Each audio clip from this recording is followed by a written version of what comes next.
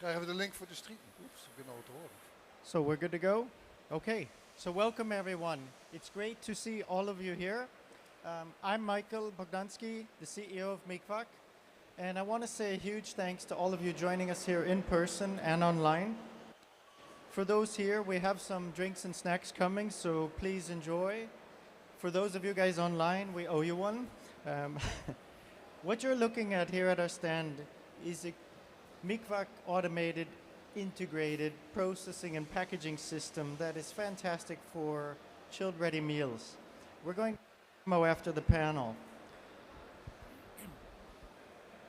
Today, the food industry, as I see it, is really facing some unprecedented challenges.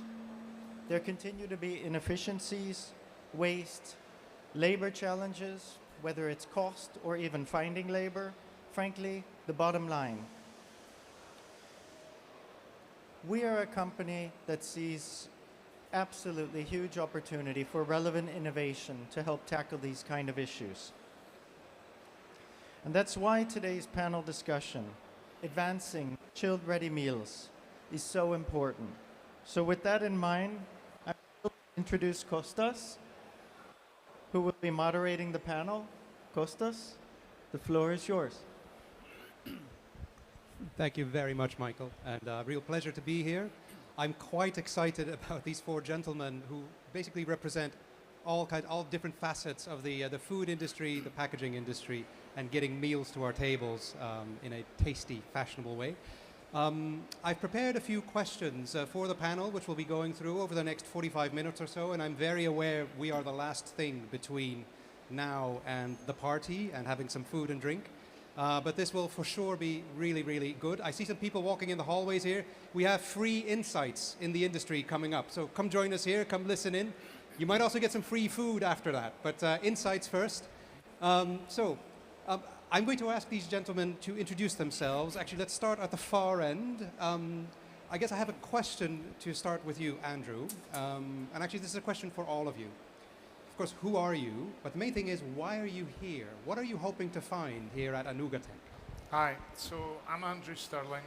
I run a family business in Scotland, on the east coast of Scotland at Lillienau Bay.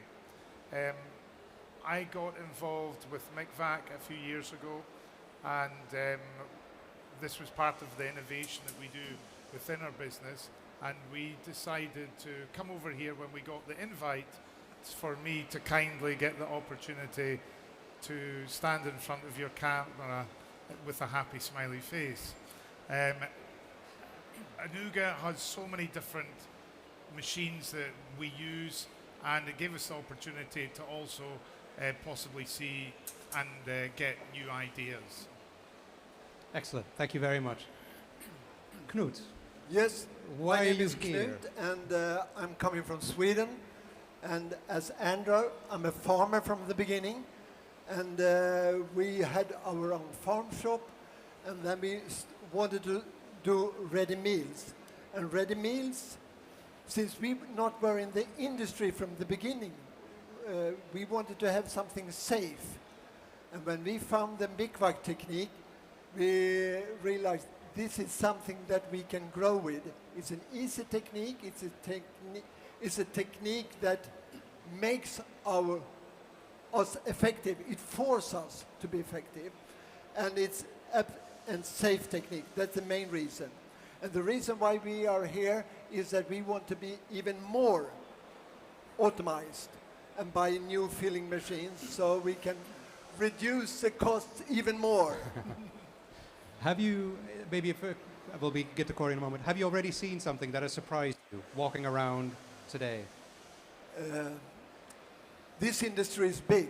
Yes, you have 10 halls to go through, yes. Thank you very much for being here with us today. Next up is Corey. Yes, my name is Conny Swahn. I'm the CEO of a company named Kale Foods. Today we are selling and distributing plant-based food within the Nordics. But I have a history within the food for quite many years in Sweden especially, and I've had the honor to be head of, I would like to say, the biggest A brand within chilled ready meals in Sweden. brand named Go, who was established 2005, and I worked there for 6 years. We are, of course, also using the Micvac technology, and I've experienced a lot of benefits with that technique. And I would say the main reason why I'm here is because of this. Meet you, have some new inspiration, get some new contacts, and hopefully bring back some new techniques for plant-based food as well. Excellent. Well, thank you for being here. And then we have our fourth panelist, Tom. Welcome. My name is Tom, and I've been in packaging longer than I care to remember.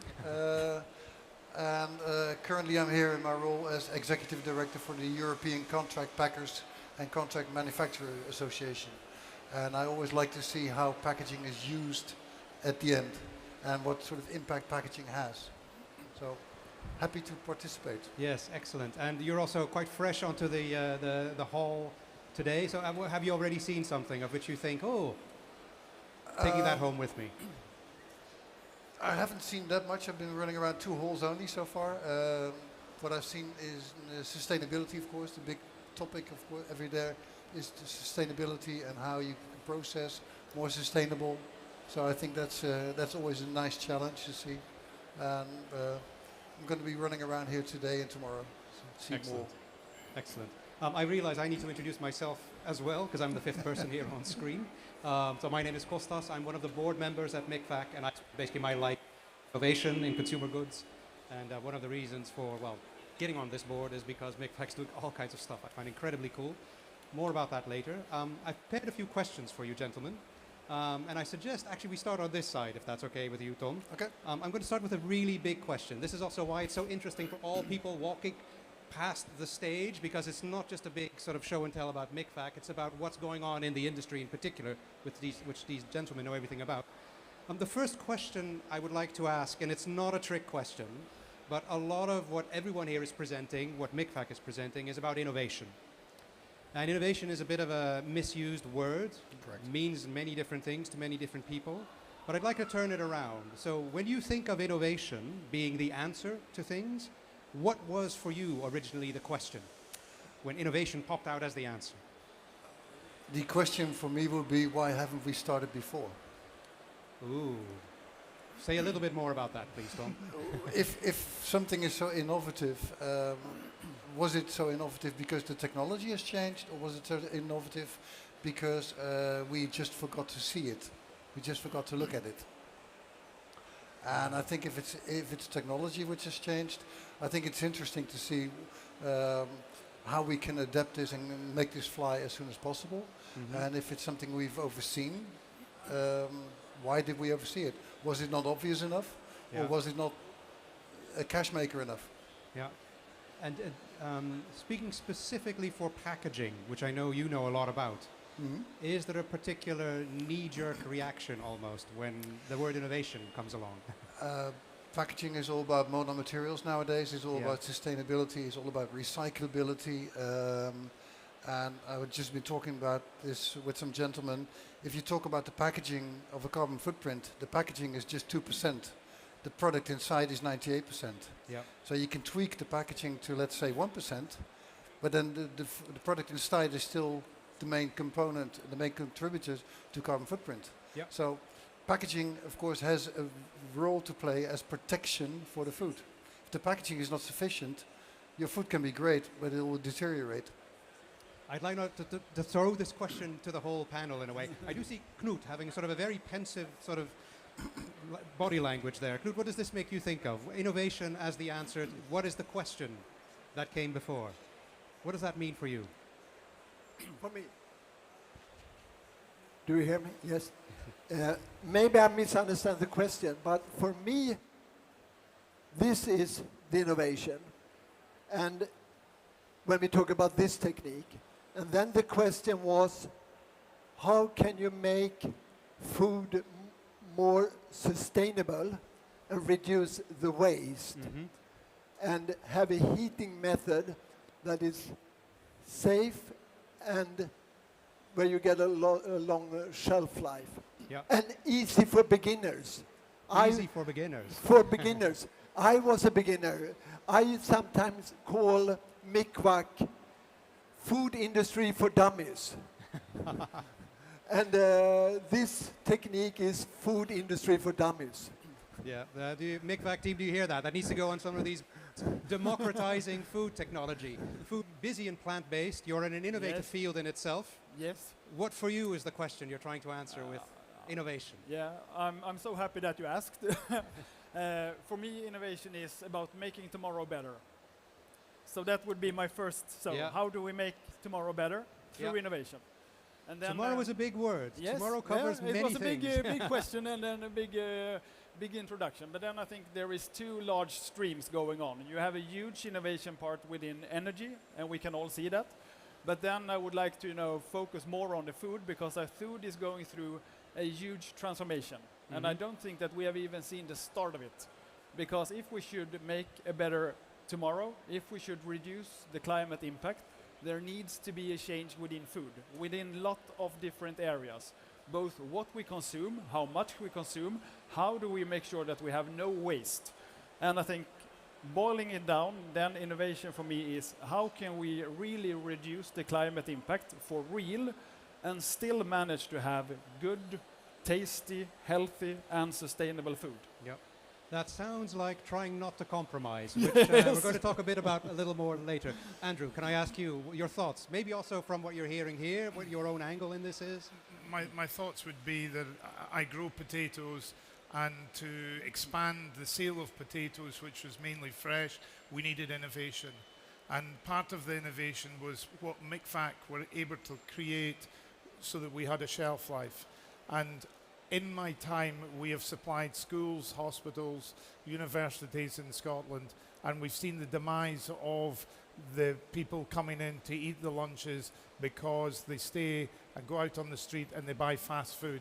So what we had to try and figure out, selling my fresh potatoes that people didn't want to cook anymore, was I needed to lead the way, but I needed to have something that had a shelf life, so there wasn't the food waste. So everything else that's been happening, particularly in the UK in the last 20 years, has led to food waste, because all the fast food that was suiting the people when they're busy working and they don't have time to cook, they would then throw out because they had a 3 to 5 day shelf life.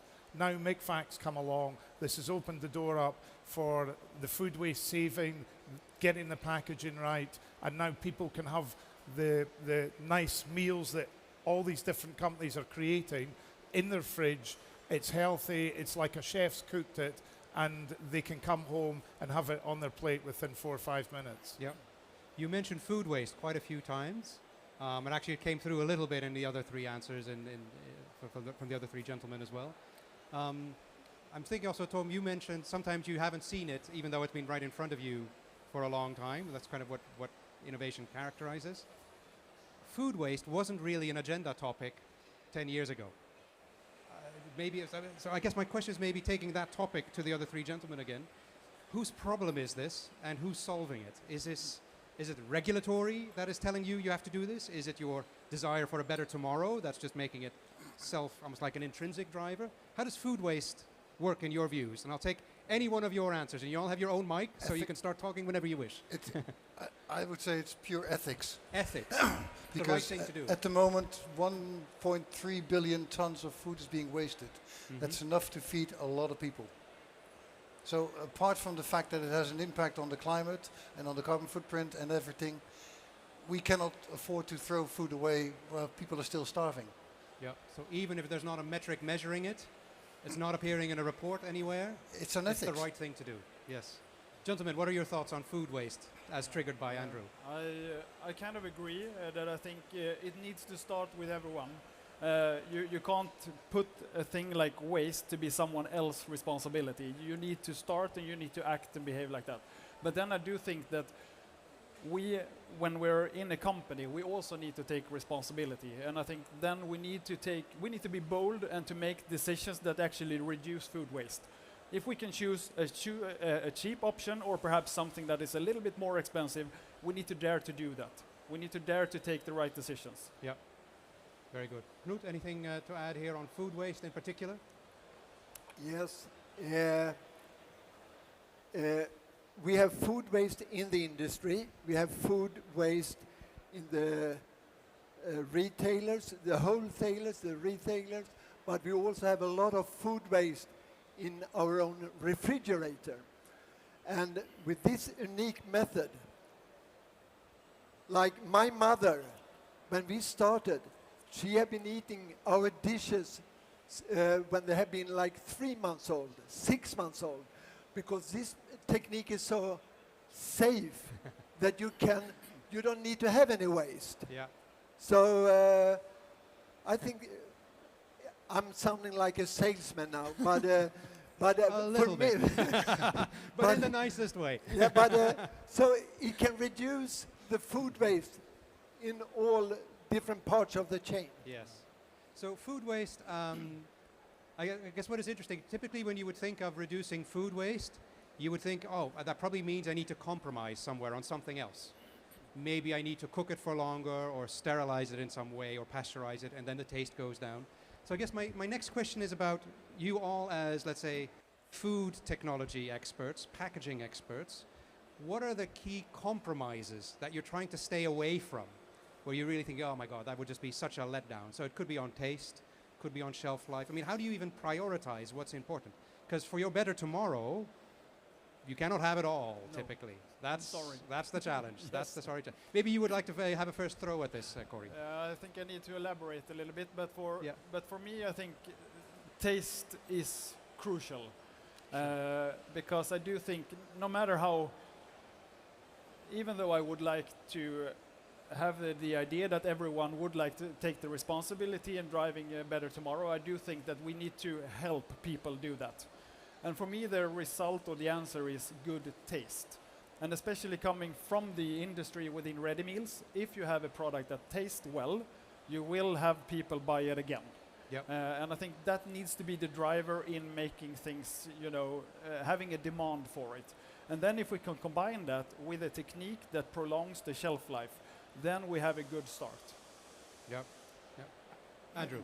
I think this is a fantastic opportunity. The compromise is the retailer. The compromise is the person that we're selling it to. If they have to have the price at a cheap price, they are the ones that want us to compromise, so they need to take responsibility for their actions.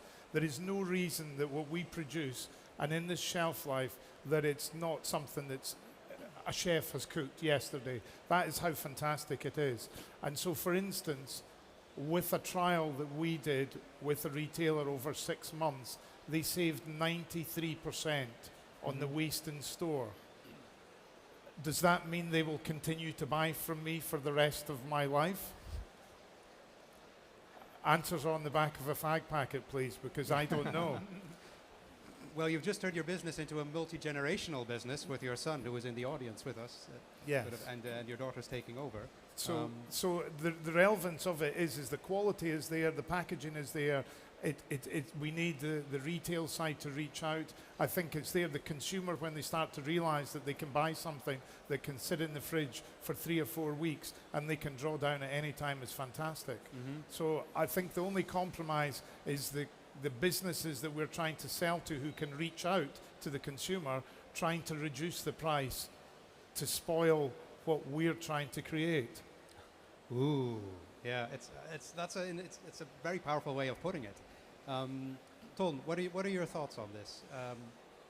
Taste is clearly leading. Shelf life needn't be a problem to retain taste. In that case, you should not compromise on the quality of the packaging. Yep. Because if the packaging is not good, your product could be excellent, but it gets to the consumer in an inferior way. And packaging and the way you pack it and the way you treat it in this machine are critical for your success. And 100%, what Micvac also did was they introduced the Phoenix when we discovered that PVC was not a good idea. So they are leading and moving with the times on the packaging side to make sure we are producing the best of quality. So I think there's credit to be had with Micvac for that as well. Yeah. But PVC in itself is not bad. If you recycle it properly, PVC is an excellent packaging material. But of course it's a taboo now, but if you toss this into the environment, everything is bad. But PVC is not bad as long as you don't burn it. Knut, some thoughts from yourself on compromises you want to stay away from? Now, but taste is the most important thing. Yeah. And oxygen and air are reducing taste. So can you have a package where you have taken away the oxygen, then it is like wine. It gets better after a week, after the first day you produce it. For example, if you make a stew at home and you keep it to the next day, it's even tastier than the day you cooked it. And can you then keep it without oxygen, it get even better. Yeah.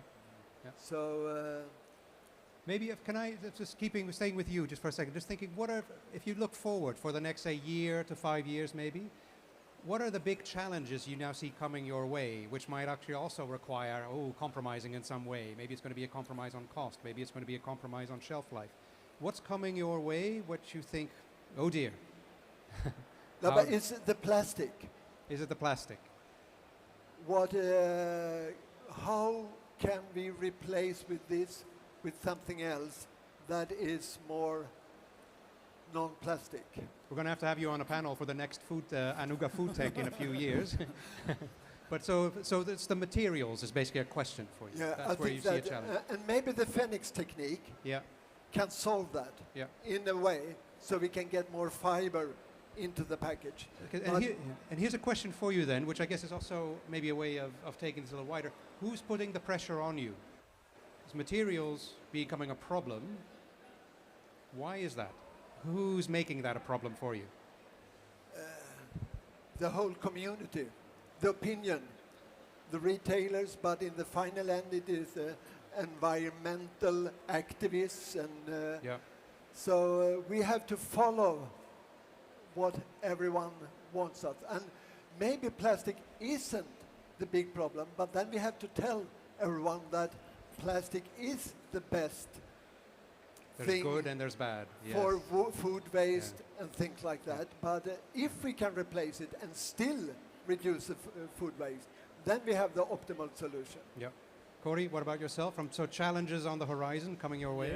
Yes, and I do think it's good with challenges, but just to build a little bit on what Knut said, I think there is today so many truth said, and I think that one challenge is really to have a fact-based discussion around things. Yeah. Don't need to mention any specific area, but sometimes the opinion about a specific area is driven so fast and so far, and we forget to have the fact in place. And talking about packaging, I mean, plastic, I do agree with Knut. In the right situation, plastic is a very good option in preserving and protecting what's good. So it doesn't need to be bad, but if we could continue to develop how we recycle it in an even higher level, then I do think there is a good opportunity instead of a challenge. Yeah. So in relative terms, using the plastic to create this 93% food waste saving has got to be something special. Mm-hmm. And for the small percent that you're talking about, the 2%, we could turn it over and say, okay, we need to stop using trains, planes and automobiles, and we should all walk because we're not going to use the plastic. Yeah. But we need to use something to move ourselves forward. Yeah. And probably our biggest problem back in the UK is definitely going to be people. So we're going to be moving towards more robot side of things, but that will also mean we need people who are good enough to do it. So we're not going to reduce the staff, but it is definitely a problem.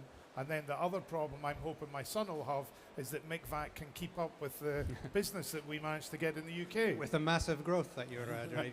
It's interesting, you're touching upon something I think we can talk about a little later, which is, yes, there might be plastic in this product, but it's also creating tremendous savings from a food waste point of view. So what are the right metrics to really follow, or what's driving the decisions? On this question on challenges, Ton, you're already holding an empty pack there. I have a sense you're going to say something really profound about this. I think we need to get the debate back to facts and move away from emotions. Everybody is now with the turtle, with the straw and the plastic bag. Some of these pictures are photoshopped, I know that.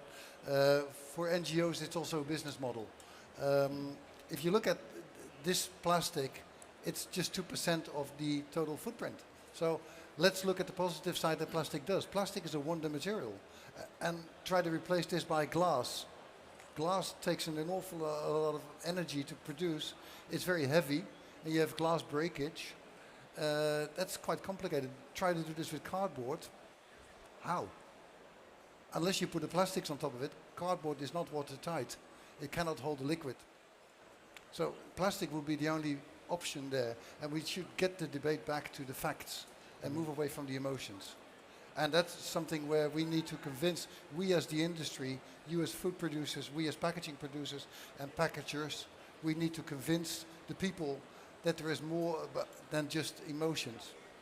I see some nodding on this side. Knut, yes? And it's also quite interesting when people talk about food and plastic. They talk about it's no good, but when we drink water and when we drink beer, aluminium and glass, and then it's okay. And the value in this bottle is like, the value in this bottle is 1 euro, 1 cent. And the value in here is 3 euros. So it's more, when we should talk about plastic, then we should talk about this, not this. Yes. Andrew, anything to add? No, I think they're correct, and I think Micvac is going down the right route. I think we need to educate. I think the product that we're selling will educate the public, and I do think that the retail side, certainly in the UK, will slowly have to come to an understanding and realise that they have to pay more, but it's worth it. So we just have to keep pushing there and working alongside, advertising the fact, working and talking to people and educating as well, and also trying to get out there and not be bullied by people who maybe have an ulterior motive. At this moment, there's a retailer in the UK a way to be selling wine in cardboard bottles, which is an interesting concept. It has a plastic in a bottle. Sorry? It has a plastic in a bottle. Correct. So it's a little bit, sometimes, how much does it cost to make that compared with something else? So maybe a next question, I guess, for all four of you is a little bit following through on this sort of, it's all about constraints. And I mean, doing business is always being aware of the constraints working within. What is that? What define the domain that you operate in? So what are for you the, I guess, the leading, the most important sort of, who draws the playing field for you? Or are you actually the ones challenging that all the time? So what does this domain mean for you? Is it like the regulators setting the constraints? Is it the retailers telling you exactly what they want? Is it your own chefs maybe who say, no, it has to be like this and not like something else? Is it maybe the bank saying, well, if you're going to buy this kit, we need to have another conversation on how we finance your business? Who's sort of I won't say the bad guys, but who's sort of making your life hard here? It's my constraint is definitely my wife. She thinks we've spent enough money. But on a serious note, the constraint is a lot of what you discussed there, is the finance. It's been difficult years in the last few years. It's the retailer trying to persuade them to go forward. It's the produce. We're now starting to realise, particularly in the UK, food has been too cheap. It's been too cheap for maybe 30, 40 years, and it's now catching up. And it's actually caught up very fast and become very expensive. Food's actually been blamed in the UK by the bankers, by the governments, for inflation. It's not been inflation. The food has been behind on what the value is. And I think we're at a prime time just now that we've got a very good product that is showing good value for money. So there is constraints, but there's a lot of positivity. Yeah, very good. Tom, do you have some thoughts on this? I think the biggest constraint we have is the consumer. We need to educate the consumer, and if we don't educate them, if we don't inform them about what is a fact and what is an emotion, coming back to my first point, the consumer is going to work against us. The consumer influences the retailer. The consumer influences the NGO. The consumer influences the government, because they are the voters. We need to tell the consumer. There's a big how-to hidden in there. Yes. Sure. What are the I'm not steps saying there's a simple solution. What are the steps to take in that direction? Because a lot of it is indeed positioning, framing, not really being led by emotions, not facts. Customer journey. Customer journey. Taking them on board, bringing them on board, and telling them about the facts. Yeah. Telling them that paper is good, but paper is not sufficient for every kind of packaging material. Yeah. And plastic is not a problem if you don't litter it. If you litter it, the consumer is the problem. Yeah. Take your responsibility. Yeah. Corey, what are your thoughts there? I do think it is a bit of a challenging to run a profitable business within food today, and especially if you're like Andrew, you're starting something from the beginning, or like Knut. It's hard to build something and to drive it with profitability. So I would say that even if it's your wife or the finance department, in the end you need to have profitability. If you don't have the profitability, you can't develop your product, you can't develop your brand, you can't invest in the consumer. But I would say that the biggest challenge that I have experienced is to find a balance between a good taste in the product, because in order to have a good taste, you need to have good raw material. You can't compromise, at least from my point of view, with additives, with preservatives. You need to have some good food in the dish and still makes it profitable. And even though you can look at the end price in the shelf, that's not how much money you make, Andrew, in your end. So finding the right balance between having really good ingredients and a good taste and the profitability, I think that's the main challenge. Yeah. Knut, do you have a thought on this? Yeah, it's a little bit the same thing. It is the competition between all the food producers. The human being has been eating food forever, and we will continue to eat food. And there are so many people and companies that are producing food, so the margins are so extremely small. So the big challenge is to make the profit, and then you have to have a technique that both make the taste, food safety, and that for us the Micvac method have forced us to be effective, since it's a linear production. So it has helped us. So food industry for dummies, food safety, effective and tasty. It's the way you frame it. I'd like to use that as sort of a segue to my next question, which is about where you believe, let's say, the packaging industry for food is heading. Because of course you know the Micvac system, but you see a lot. You know the industry from hands-on experience. You as manufacturers, Ton, you as, let's say, former manufacturing now, the sort of expert in the area. And let me lead that by what I hope is happening. And you can sort of hammer me down and say, no, that's not what's happening at all. But if I look at the industry, the food industry over the past 100 years, more and more we have, say, started eating what machines can make because of the industrialization. And it's basically if the machine can make it, then we can make it cheap, and that's just going to be what you eat. What I'm hoping, and I think, well, you could say the system behind you is an example of that, is we go back to, you could say, what food was originally like. And we get much closer to, let's say, the origins of what we ate, and much less about just what happens to be possible to push out of an extruder at an effective cost. So that's a bit of a leading way of at least framing how I hope that packaging in food is now going to slowly take us to a better place, rather than one which is just stack them high, sell them cheap, and if there's enough sugar, salt and fat in there, people will probably eat it. So again, it's a big question, but I just love your perspective, specifically from a packaging point of view.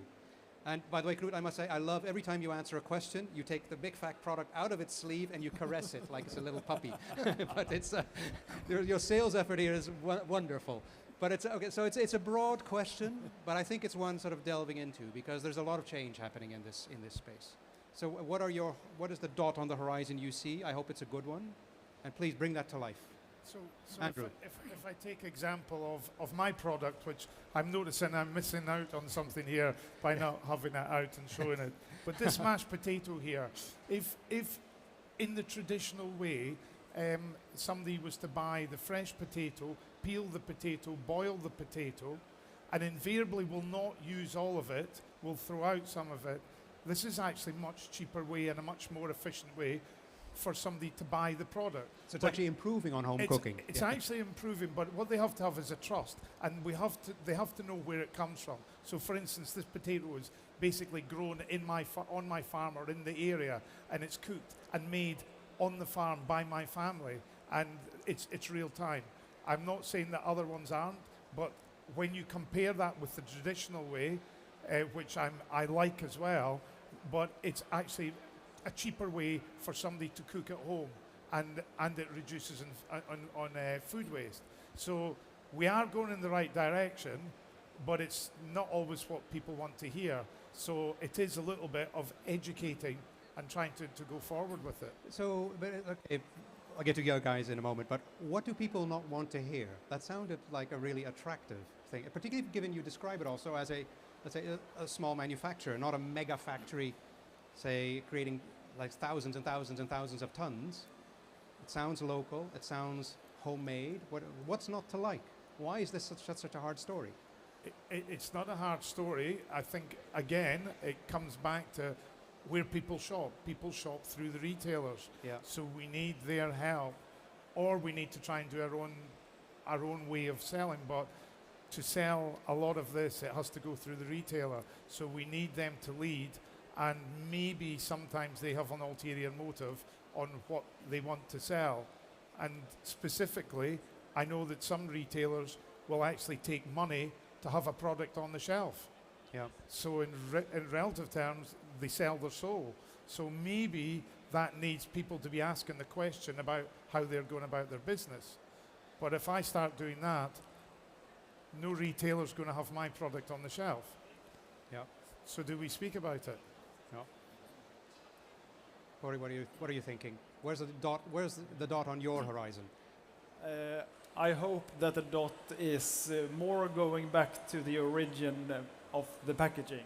Because as mentioned before, I think packaging has a couple of big purposes. It's about protect what's in it. It's about preserving.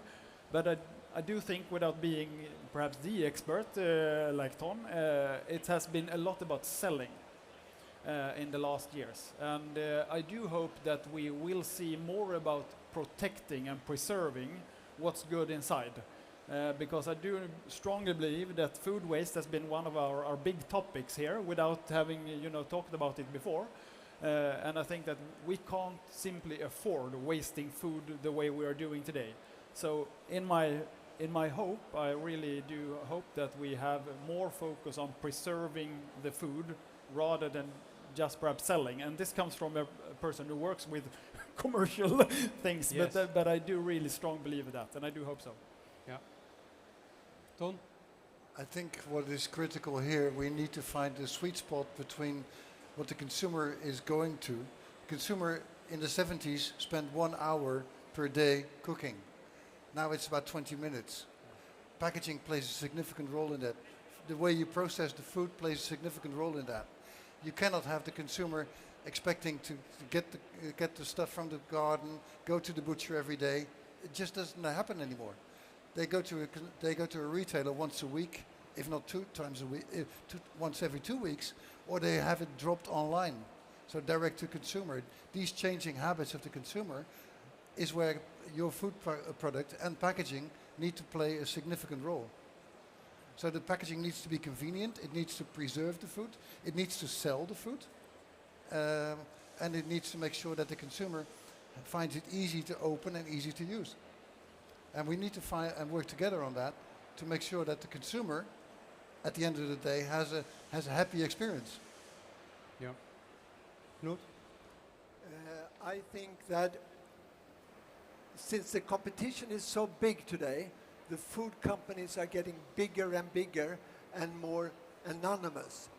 And I think Andrew had a good point that the consumer would like to eat something produced by someone who have an identity, who have done it. And a method like this, small-scale producers can start and deliver a product that the huge companies can deliver. So here, small companies can do something as the big ones are doing.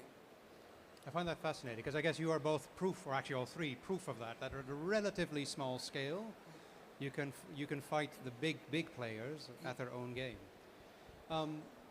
I'd like to head to towards the I'd say closing remarks, but like a first official question, and then also just after that some free thoughts from yourself. But we are here at the Micvac stand, of course, and maybe just to paint you a picture. Like a couple of months ago, I was literally sitting with Michael, with Farhad, with Aurelia, with Matt to talk about the trade show coming up, and what do we even talk about as the important features that this product has.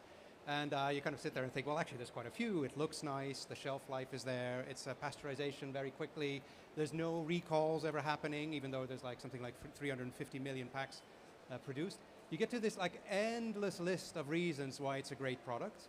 But that's not typically how you market stuff. You talk about only one thing. You say, oh, it's all about the taste, or it's all about the shelf life. So I guess what I would love from you, given you're on the panel, you can't walk away now. I'm basically going to ask you for advice. Is what would you push in this solution? You're all, particularly the three of you, you're very experienced with this exact say packaging and production system. Ton, you know it in the context of everything else you've seen and everything you know from the industry. Where's really the value in a system like this? Is it can do all those things? Or is there really one standout reason you've enjoyed working? It could also just be because the team are nice to work with and they just pick up the phone every time you call. I mean, let's go down this way and then we end with like an industry picture. Maybe Andrew, we can start on your side. I think in all the things that I've been involved in my farming business throughout my years, the most important thing is the machines that you use and the people you work with. And the concept's fantastic. We've spoken about the food waste, but Micvac as a team and the reactive has been fantastic. And we really can sleep at night because I make guarantees, I make promises that I'm going to deliver. And we're over in Scotland, they're in Sweden, and it's a big ask. And they've never let us down. They listen to what we have to do. They come forward with new ideas. And I think that's one of the very important parts of what this whole structure is also the team that's behind it. Yeah, excellent. Knut. No, I think the most important thing... This is where you pick up the product and caress it, like you've... No, but it's easy. It's easy. It's easy. Yes, as I said, the important thing is when you should develop something, that it is, as it was for me, it was easy to start. Yes.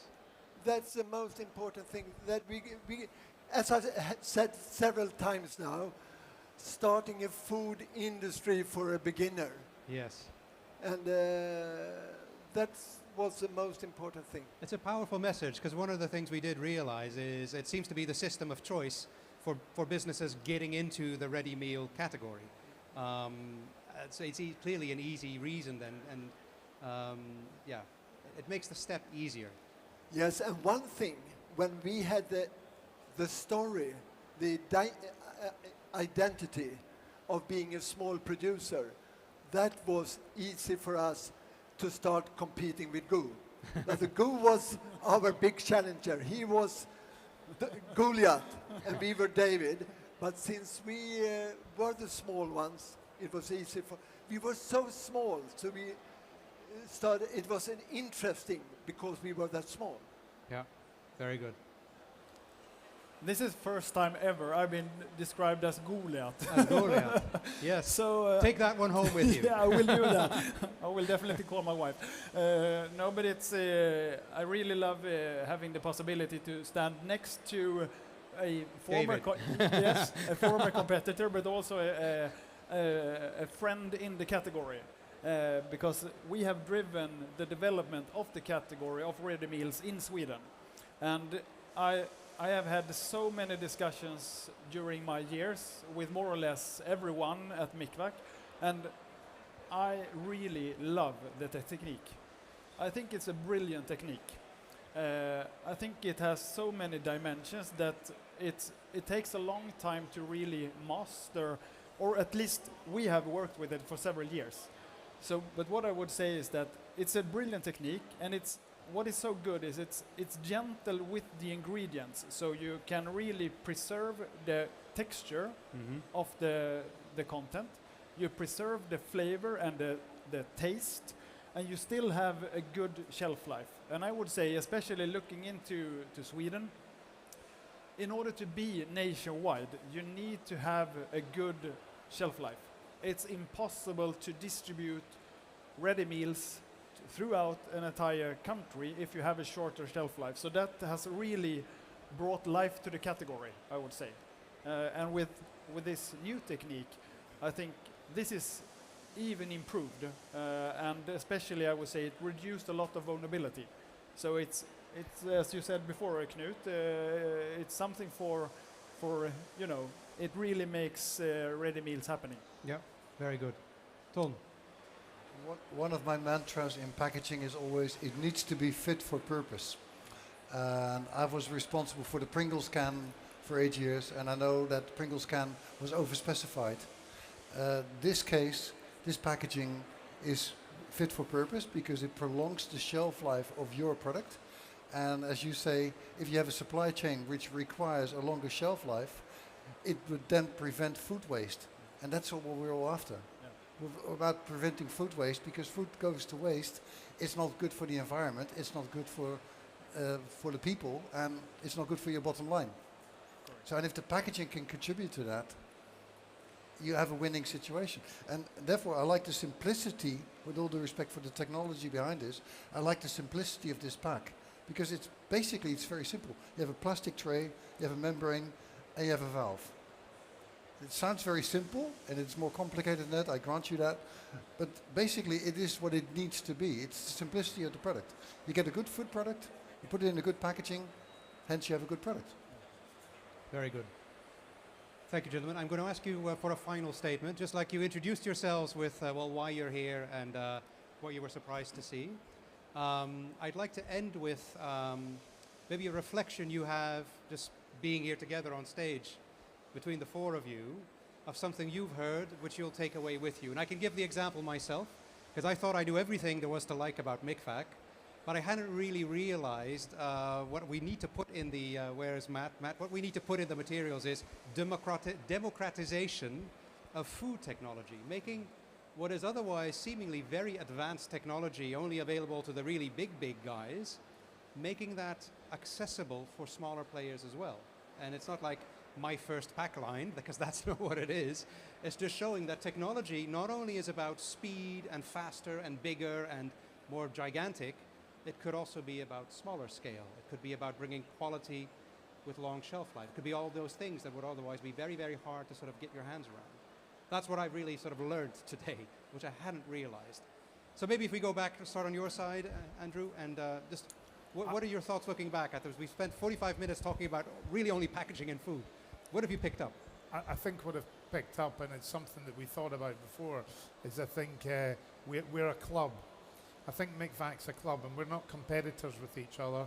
And I think we're spread out throughout the world, and I think it's important that we speak to each other, and I think Micvac needs to draw us closer together, and we realise that there's enough room for us to get out there and really move the food waste side forward, but share experiences together. So it's great that I've met people who are having the same problems as I am.